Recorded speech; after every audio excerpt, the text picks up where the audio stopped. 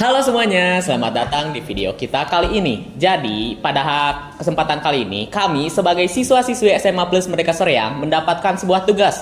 Tugas apa? Yaitu untuk berkampanye soal perdamaian dunia dengan tema Fokus Menolak Kekerasan pada Anak. Jadi, di sini kita akan membahas berbagai hal seperti faktor penyebab, dampak, serta solusi yang akan penting atau akan berguna pada kemudian hari bagi kita untuk diketahui. Nah, di sini saya gak akan menjelaskan sendiri aja, tapi akan mengundang beberapa rekan-rekan saya untuk menjelaskan berbagai hal mengenai fokus menolak kekerasan terhadap anak. Baik, jadi sekarang kita sudah kedatangan nih salah satu rekan saya yang akan menjelaskan mengenai hal-hal mengenai fokus menolak kekerasan pada anak. Yaitu dengan siapa? Saya Nindi. Oh, Nindi. Nindi dari mana nih? Kalau boleh Saya tahu? dari kelas 11-2. Oke, salah satu siswa SMA Plus Merdeka Seriang. Ya. Baik. Jadi, menurut Nindi nih, apa sih yang definisi dari kekerasan pada anak itu yang kayak gimana sih? Menurut Nindi ya, kekerasan terhadap anak itu suatu perilaku penganiayaan atau perilaku yang salah yang dapat menyebabkan atau menyakiti fisik, verbal maupun emosional. Hal ini dapat menyebabkan perkembangan anak tuh menjadi menurun serta banyak sekali faktor-faktornya baik secara mentalnya maupun secara fisiknya. Oh gitu ya. Nah ini kalau menurut Nindi sendiri ya, kan ada berbagai macamnya antara fisik dan mental nih. Menurut Nindi sendiri, yang lebih parah tuh yang mana, yang berdampaknya lebih parah gitu ke seorang anak itu? Apakah fisik, apakah mental gitu? Nah, kalau menurut Nindi tuh secara tidak sadar hal yang menyebabkan kekerasan tuh berpengaruh sangat gitu kan. Ada pada di kekerasan verbal. Yaitu bisa menyebabkan juga kekerasan fisik karena mulanya juga dari perkataan yaitu secara verbal. Nah, itu bisa mengundang atau mengundang nafsu seperti kekerasan fisik. Oh, jadi kayak dimulai dari verbal dulu, baru jadi ke fisik gitu ya? Iya. Nah, tapi kalau misalnya kekerasan fisik yang ditimbulkan itu apakah munculnya dari diri sendiri yang korban itu atau bahkan dari orang lain gitu? Tergantung orangnya dulu nih. Ada juga orang yang bisa menyakiti fisiknya sendiri seperti berkode juga kan termasuk. Nah, bahkan juga bisa menyakiti orang lain seperti yang pembulian itu kan ada tuh kasus-kasus yang dibunuh lah seperti itu. Benar-benar parah banget ya ternyata dampak dari kekerasan terhadap anak. Ya. Waduh. Nah, oke, jadi tadi kan disebutinnya bakal memunculkan kekerasan nih. Nah, tapi ada dampak lain nggak sih dari kekerasan terhadap anak ini tuh? Nah, banyak sekali dampaknya juga. Ada dampak pendeknya serta dampak jangka panjangnya juga. Kalau dampak jangka pendeknya itu bisa sakit hati sesaat gitu kan, menyebabkan rasa sakit sesaat serta banyak sekali jangka panjangnya juga seperti penurunan akademis, terus lagi kayak penurunan mental suatu saat nanti pas dewasa juga seperti itu. Banyak sekali dampak-dampak negatifnya bagi korban maupun pelakunya juga. Wah, ternyata banyak banget ya dampaknya dari kekerasan terhadap anak. Padahal orang-orang pada nyepelein gitu ya, kayak kekerasan gitu malah bisa dianggap bercandaan, tapi ternyata dampaknya gede banget. Gede banget, benar-benar gede banget. Kayaknya kita emang benar-benar harus memahami hal-hal seperti ini ya. Jadi, mari kita tunggu aja pembahasan selanjutnya dari rekan-rekan saya yang lainnya. Nindi, apa ada kata-kata dulu? Gak usah.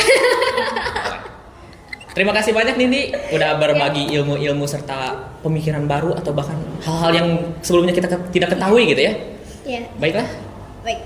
Halo semuanya. Jadi, kita kedatangan nih salah satu rekan saya selanjutnya. Jadi sebelumnya nih, namanya siapa toh? Nama saya Hamdani Widiansyah. Waduh, Hamdani. Boleh kan dipanggil Hamdani? Ya, boleh. Oke, Hamdani. Hamdani dari kelas mana nih? Dari kelas 11-2. Oke.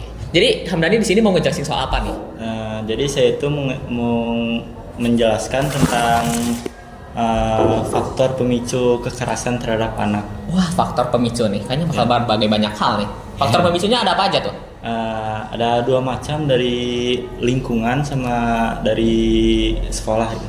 Lingkungan, maksudnya lingkungan kayak gimana tuh? Kayak dari pola asuh negatif gitu.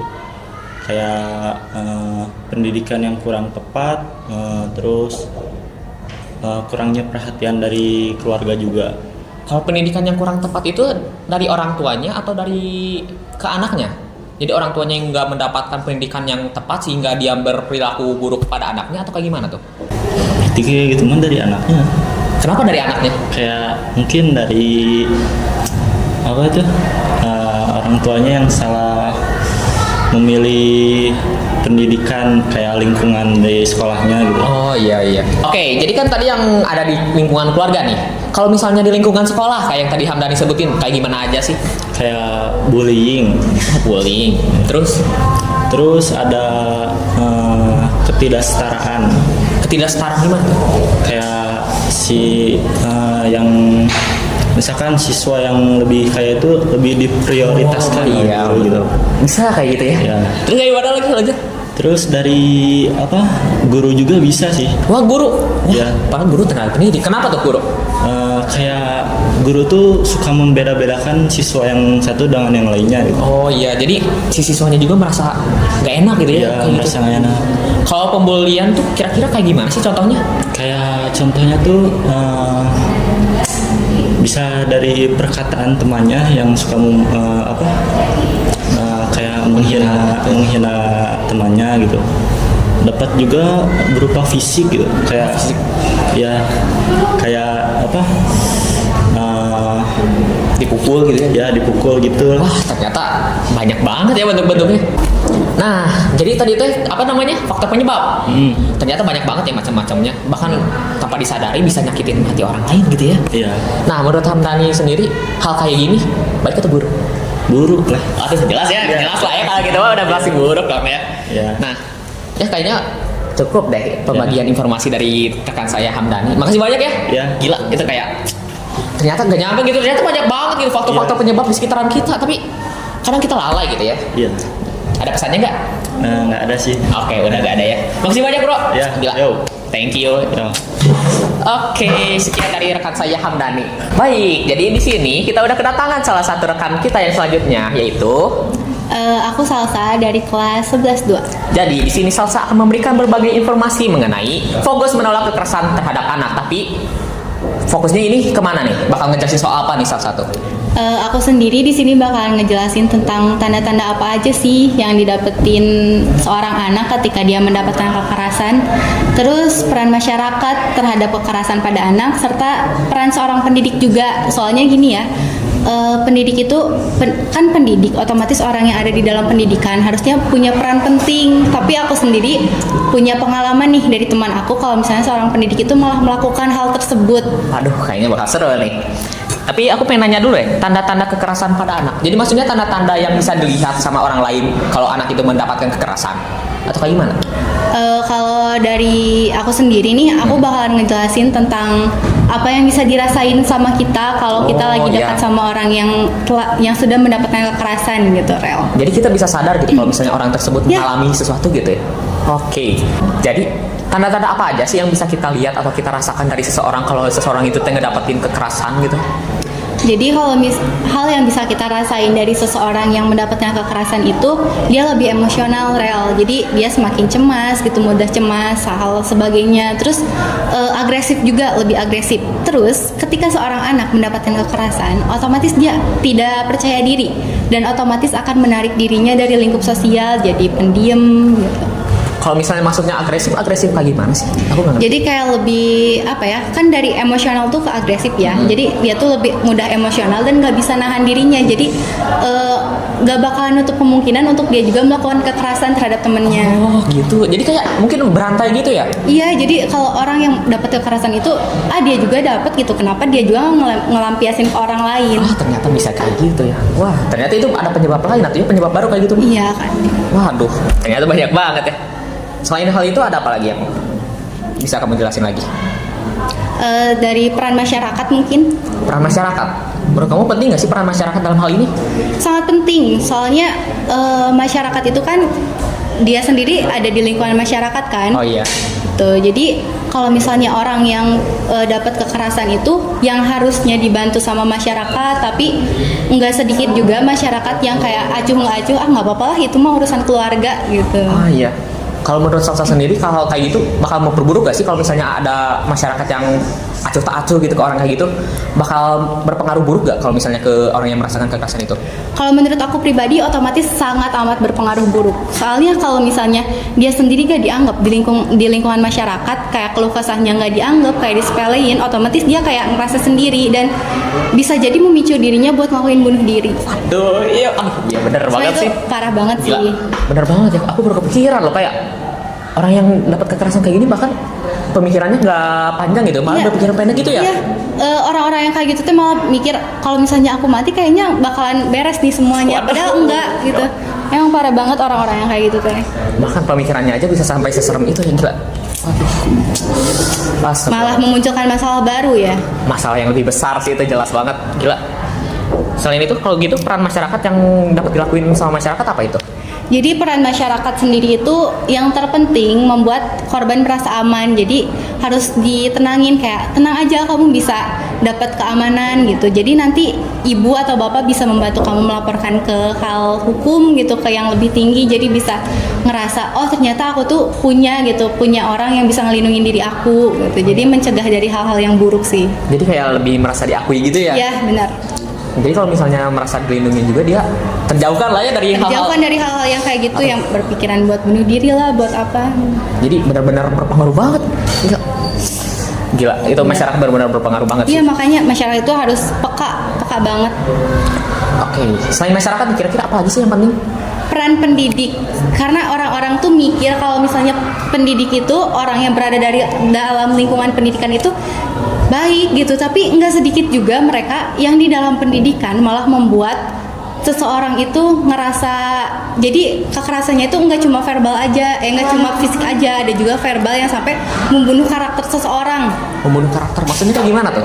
Jadi kalau itu nanti di akhir aku ada satu cerita yang bisa diceritain, satu kasus yang bisa ngebuat kalian kayak ngebuka pemikiran kalian ternyata pendidik itu nggak sesuah itu, ada juga sisi gelap dari pendidik. Oke, jadi ditunggu sampai akhir ya guys, stay tune. Nanti bakal ada dibahas nih, bakal seru banget pokoknya.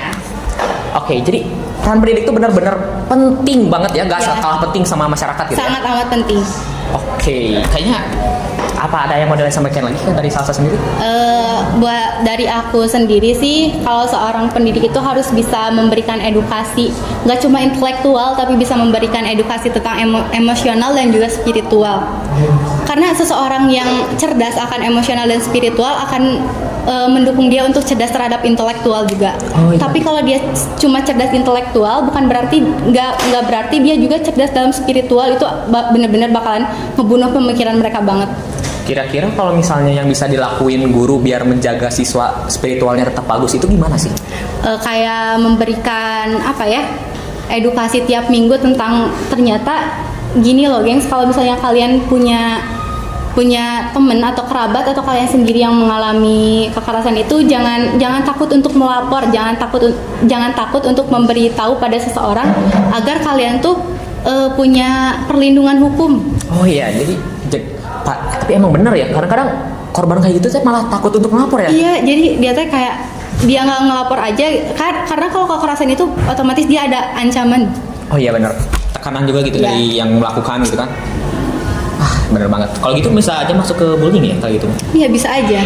Jadi kayak misalnya diancam gitu jangan dilaporin ke siapa-siapa. Tapi kalau kata Salsa sendiri, solusi dari hal kayak gitu gimana? Kalau misalnya emang udah diancam kayak gitu? Kalau dari aku sendiri, kalau emang udah diancam, harus benar-benar kuncinya ada di emosional dan spiritual kalian. Jadi kalau ketika mendapatkan ancaman, kalian jangan takut, langsung aja ngelapor pada pihak hukum atau pihak yang berwajib. Oke, jadi percaya aja gitu ya sama Ya. mereka kalau mereka tuh bakal melindungi kita. Ya. Oke. Kayaknya cukup aja, gimana? Ya, oke. Boleh. Udah. Oke, jadi Salsa udah bagus banget nih menyampaikannya, banyak banget hal-hal penting yang disampaikan oleh Salsa seperti pentingnya peran masyarakat serta pendidikan dalam menangani kasus kekerasan terhadap anak. Jadi, makasih banyak ya buat Salsa. Sama-sama. Itu. Jangan lupa nanti di akhir aku ada contoh kasus ya, gengs. Ditunggu guys, jangan di skip, tonton aja. Nanti tiba-tiba bakal muncul cerita yang Yes, keren yes. banget. Bakal memotivasi kita semua pokoknya mah. Oke, stay tune. Makasih banyak Salsa. Oke, sama-sama. Selanjutnya, nah di sini kita kedatangan salah satu rekan saya yang berikutnya, yaitu siapa? Saya Firman dari kelas 11-2. Oke, Firman. Di sini Firman akan jelasin soal apa? Saya akan menginformasikan tentang pelindungan hukum terhadap kekerasan anak dan peran hukum dalam melindungi anak dari kekerasan. Kayak yang tadi disebutin sama salah satu rekan kita, Salsa, yaitu kalau misalnya kita mendapatkan kekerasan, kita bisa lari ke hukum. Jadi di sini kita mungkin Firman akan menjelaskan secara lebih mendetail mengenai peran hukum dalam kekerasan terhadap anak. Boleh, Firman? Kayak salah satunya contohnya kita bisa ke Konvensi Hak Anak PBB. Ya, dia Konvensi Hak PBB adalah dokumentasi internasional yang melindungi hak-hak seperti melindungi anak-anak dari kekerasan. Oke. Selain di situ ada tempat lain nggak untuk itu?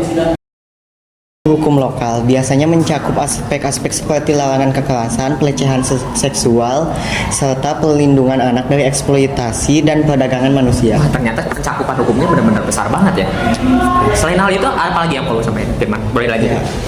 Ya, selanjutnya ada peran hukum dalam melindungi anak-anak. Wah, perannya. Jadi perannya gimana nih? Ya, itu juga hukum dapat berperan dalam melindungi anak-anak dengan menghukum pelaku kejahatan terhadap anak, juga menyediakan jalur pengaduan dan memberikan sanksi yang tegas. Selain itu, lembaga pemantauan dan penegakan hukum berperan penting dalam menjamin kepatuhan terhadap peraturan tersebut. Oke. Benar sih, kalau misalnya orang-orang kayak gitu emang pantas banget sih buat dihukum. Gak mungkin kan mereka sudah melakukan kekerasan dan merugikan orang lain gak dihukum gitu kan ya. Oke, selanjutnya gimana, Firman? Selain itu juga ada undang-undang yang mengatur tentang pelindungan anak. Ya, gimana tuh? Undang-undang yang mengatur tentang perlindungan anak. Salah satunya adalah Undang-Undang Nomor 23 Tahun 2002 yang berisi perlindungan anak adalah segala kegiatan yang menjamin dan melindungi anak dan hak-haknya agar dapat hidup, tumbuh, berkembang, dan berpartisipasi secara optimal sesuai dengan harkat dan martabat kemanusiaan serta mendapat perlindungan dari kekerasan dan diskriminasi. Ternyata gitu guys. Jadi kita gak boleh takut guys kalau misalnya mau ngelaporin, ya laporin aja karena mereka pantas untuk mendapatkan suatu hukuman. Terus juga kan kita udah di bawah naungan hukum gitu kan ya. Jadi kayak udah jelas banget gitu pasal-pasalnya, terus ayat-ayatnya udah dijelasin secara rinci. Kalau hal-hal kayak gitu emang udah gak bener gitu. Jadi kayak laporin aja lah ya kayak gitu kan, kayak gak usah takut tuh, bener kata Firman. Jadi makasih banyak Firman, gila. Itu aku baru tahu ternyata pasalnya tuh ada yang jelas banget kayak gini. Wah, makasih banyak deh. Itu informasi baru banget buat aku. Oke, kita kedatangan salah satu rekan yang selanjutnya nih, yang akan menjelaskan soal apa? Soal pencegahan serta peran orang tua dalam tindakan kekerasan ini. Oke, sebelumnya namanya siapa? Nama saya Dapina Salsabila dari kelas 11-2. Oke, Dapina. Jadi boleh dimulai dulu aja. Boleh. Apa yang konsisten? Pertama-tama peran orang tua. Menurut saya peran orang tua itu penting dalam hal ini karena orang tua harus memberikan dukungan kepada anaknya maupun secara emosional ataupun memberikan pendidikan yang bagus kepada anaknya agar anak tumbuh secara baik dan mandiri. Oke, jadi benar-benar berpengaruh banget gitu ya pola asuhan dari orang tua terhadap anak itu. Betul. Oke. Selanjutnya gimana nih? Lalu selanjutnya ada juga pencegahan dari sisi masyarakat ataupun individu. Pertama-tama dari sisi individu dulu. Menurut saya dari sisi individu itu pencegahannya bisa dari menanamkan hal-hal yang positif kepada diri sendiri, karena kalau misalnya kita menanamkan hal-hal yang negatif itu kan pasti nggak mungkin kan? Nggak mungkin dong, itu malah memperburuk diri kita gitu. Betul. Kan. Lalu yang kedua adalah terbuka terhadap orang tua, karena kalau misalnya kita nggak terbuka ke orang tua, kita juga pasti ngebatin ya kalau misalnya kita mendem sendiri masalah itu. Lalu yang terakhir yaitu kita harus memberi batasan kepada diri sendiri. Kita harus mengetahui mana yang salah dan yang mana yang benar. Kita kan udah gede ya, masa kita nggak tahu mana yang benar buat diri sendiri dan mana yang buruk buat diri sendiri ya. Terus ada juga dari segi masyarakat. Kalau misalnya dari segi masyarakat, kita bisa mengadakan kampanye berupa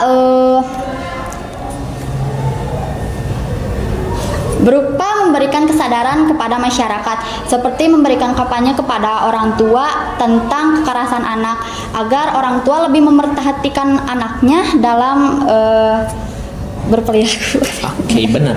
Ya. Seperti yang kita lakuin ini, kita lagi kampanye ya. Jadi tentu ini juga semoga bisa bermanfaat bagi kita semua. Boleh dilanjut? Lalu ada juga dari masyarakat laporan serta menghukum pelaku yang salah. Ah, iya, seperti yang udah dijelasin sama teman-teman kita semua sebelumnya ya. Pelaku yang melakukan kekerasan terhadap anak pantas untuk diberi hukuman yang setimpal atas apa yang mereka lakukan gitu ya. Betul. Kalau misalnya nggak dikasih hukuman kan pasti nggak adil kan ya? Iya dong, bener, gak adil banget, gila. Apalagi kan dampaknya udah ya, seperti yang disebutin sebelumnya. Wah gila, banyak banget dampak negatifnya. Iya, bener. Gak mungkin kan kalau misalnya dibiarin gitu aja. Lalu ada juga yang terakhir yaitu kayak memberikan pelatihan kepada orang tua agar kayak lebih terbuka kepada anaknya. Setiap hari kayak bisalah kita saling nanya kayak gimana harinya gitu, Oh, iya, kayak benar. baik atau enggak buruk. Itu yang bisa memberi komunikasi antara anak dan ibu atau dengan orang tua itu baik. Ya sih benar, kata-kata satu kalimat gitu doang sangat berarti gitu ya pada kesehatan mental atau pada kesehatan mental seorang anak itu kayak padahal cuma satu kata doang tapi sangat-sangat berpengaruh gitu kan. Betul. Gila. Ada lagi ya kamu? Udah segitu aja. Sebelumnya ada pesan dulu gak teman-temannya? Ada. Menurut saya masa depan bangsa tidak akan indah tanpa memperhatikan nasib penerusnya. Waduh, bener. Jadi kita harus benar-benar jaga gitu ya penerus-penerus yang akan meneruskan bangsa ini. Oke. Betul. Makasih banyak Davina, gila. Ya. Benar-benar disebutin dengan jelas gitu ya kalau misalnya pengaruhnya keluarga itu benar-benar gitu. Berpengaruh gitu. Banget gitu ya. Ya. Oke, makasih banyak Davina. Ya, terima kasih. Oke, jadi kita udah ke orang keberapa nih? Kayaknya udah banyak ya. Selanjutnya kita kedatangan salah satu rekan dari rekan saya yaitu siapa? Siva Puspita. Dari kelas? 11-2. Oke, Siva. Bakal dijelasin soal apa nih hari ini? Tentang ini, sumber daya dan dukungan mengenai ini kekerasan pada anak. Oke, gimana tuh? Nah, ada sumber daya dan dukungan pada kekerasan pada anak itu ada peran pemerintah. Nah, jadi peran pemerintah itu ada dua. Yang pertama sebagai fasilitator, yaitu penyedia sarana dan prasarana juga sumber daya manusia untuk mendukung proses penanganan kekerasan pada anak. Oke, jadi pemerintah juga berperan gitu dalam penanggulangan hal ini gitu ya? Nah, selain juga sebagai fasilitator, pemerintah juga memiliki peran sebagai pelaksana itu sendiri, seperti tempat pelayanan pengaduan, rehabilitasi kesehatan, dan juga rehabilitasi sosial. Oke, jadi banyak banget gitu ya peran pemerintah dalam menanggulangi hal ini. Kirain hal-halnya cuma sedikit gitu, ternyata banyak banget gitu ya. Oke, selanjutnya gimana? Jadi Presiden mengeluarkan peraturan tentang penghapusan kekerasan pada anak yaitu PKPA yang memiliki beberapa tujuan. Apa aja tuh tujuannya? Nah, yang pertama penjaminan adanya peraturan perundang-undangan yang mengurus tentang penghapusan kekerasan pada anak juga perlindungan pada anak. Oke, selanjutnya gimana? Nah, yang kedua ada peningkatan kualitas pengasuhan melalui pemahaman, peningkatan pemahaman dan juga bagaimana orang tua ini melakukan pola asuh yang baik dan berkualitas. Oke, jadi orang tua tuh diedukasi atau belajar lagi gitu? Nah, orang tua diberi edukasi dan juga parenting yang baik bagaimana caranya pola asuh yang baik dan juga anti kekerasan. Oke. Nah, dan yang terakhir ada juga meningkatkan akses bagi keluarga yang rentan terhadap pelayanan ekonomi. Gimana tuh? Nah, jadi ada beberapa keluarga yang ekonominya bisa dibilang kurang ya. Oke. Nah, itu juga bisa memicu kekerasan dan juga penelantaran. Penelantaran. Nah, penelantaran Oke. pada anak. Ternyata banyak banget ya. Presiden. Pemerintah tuh ternyata banyak banget pengaruhnya ke dalam hal-hal seperti ini ya. Oke. Sebelum diakhiri nih, Siva punya pesan nggak ke teman-temannya? Buat teman-teman ya. Kalau kalian menjadi korban kekerasan ataupun melihat ada korban, sebaiknya cerita gitu melapor Oke. ke pihak yang berwajib. Oke, jadi jangan takut gitu ya. Ya, jangan takut. Maupun jadi korban atau orang yang melihat jangan takut untuk ngelaporin gitu ya. Oke. Terima kasih banyak Siva. Ya, Gila. sama-sama. Ternyata pemerintah juga memiliki peran yang sangat-sangat begitu penting dan banyak gitu ya dalam mengenangani hal-hal seperti ini. Oke. Nah, sekarang kita udah gak kerasa nih, udah nyampe di akhir-akhir video kali ini. Gila, gak kerasa banget ya, ternyata udah banyak banget informasi yang udah kita ambil gitu dari teman-teman aku sebelumnya gitu. Nah, seperti yang tadi udah diomongin, salah satu rekan kita yaitu Salsa, yang tadi udah menjelaskan beberapa hal, akan menceritakan suatu cerita nih. Mengenai apa? mengenai kekerasan, tapi kekerasan ini tuh beda Rel, beda Gimana? dari yang lainnya. Jadi kekerasan yang bakalan aku ceritain itu berdasarkan pengalaman dari teman aku sendiri tentang dia dapat kekerasan, tapi kekerasannya tuh lebih ke verbal gitu ya, dari iya. seorang pendidik yang harusnya mendidik, tapi malah memberikan kekerasan secara verbal. Gila, sayang banget ya ternyata beneran ada gitu ya. Beneran ada ini. Beneran ada. Gila. Lu, gimana tuh ceritanya? Boleh ya, diceritain. Jadi gini, cerita tuh dari teman aku sendiri. Jadi dia selalu sharing tentang ini. Jadi kayak memberikan edukasi kepada teman-temannya. Kalau ketika seseorang mendapatkan kekerasan, apalagi kekerasan verbal dari seseorang yang seharusnya tidak melakukan kekerasan itu, ayo buktiin kalau kita tuh bisa ngelawan kekerasan tersebut. Jadi kekerasan ini tuh apa ya? Jadi membunuh karakter temen aku gitu. Gimana tuh ngebunuh gimana maksudnya? Jadi Atau? temen aku yang emang notabene aktif di sekolah gitu, mempunyai banyak relasi di luar karena juga punya organisasi di luar sekolah gitu.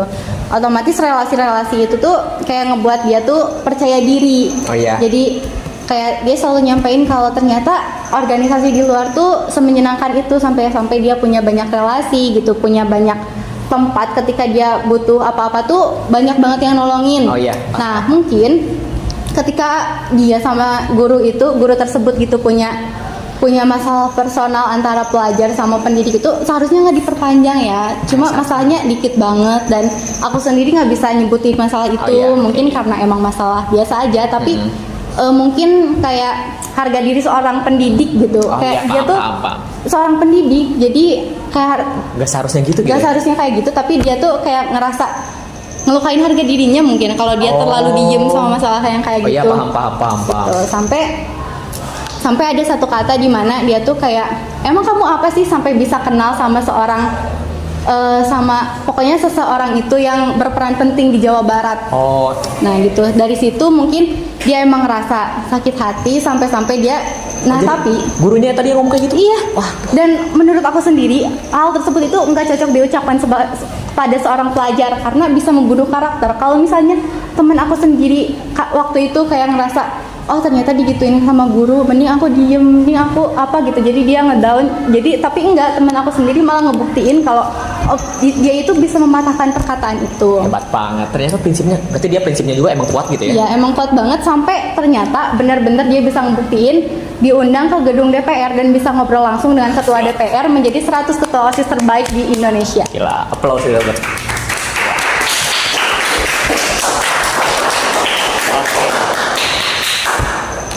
Jadi kira-kira apa yang bisa Salsa ambil biar teman-teman kita juga dengar dengan jelas dari cerita tersebut tuh gimana sih? Yang bisa aku ambil ketika kita direndahkan oleh seseorang, ya jangan malah kita semakin merendahkan perkataan rendah tersebut, tapi kita harus bisa membuktikan kalau omongan tersebut bisa kita patahkan. Dan aku ada satu kata-kata Gimana tuh?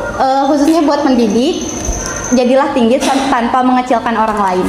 Gila, bagus banget ya Teh.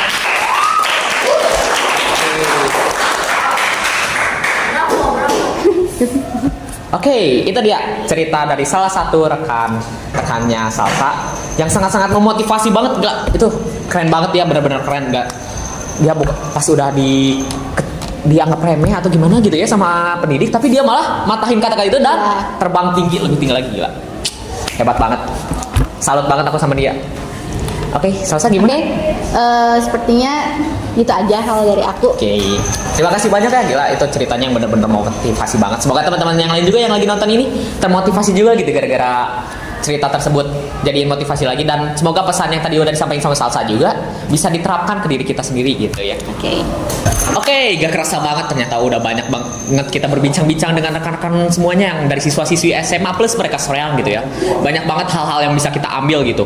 Dan juga kita jadi tahu gitu kalau misalnya kekerasan pada anak itu ternyata suatu hal yang sangat amat besar gitu. Tapi kadang disepelein gitu, maka mereka gak nyadar gitu kalau itu teh malahan termasuk kekerasan terhadap anak, seperti salah satu kisah yang disampaikan oleh rekan saya itu ya Salsa. Semoga hal-hal seperti ini tidak pernah terjadi lagi di lingkungan sekitar kita, bagi kita ataupun orang di sekitar kita. Semoga dijauhkan dari hal-hal seperti ini, karena hal-hal seperti itu tentu saja merugikan bagi kita semua gitu kan ya. Oke, mungkin sekian dari video kami. Terima kasih sudah menonton sampai akhir. Jangan lupa di like ya guys, di like sebanyak-banyaknya, di follow juga.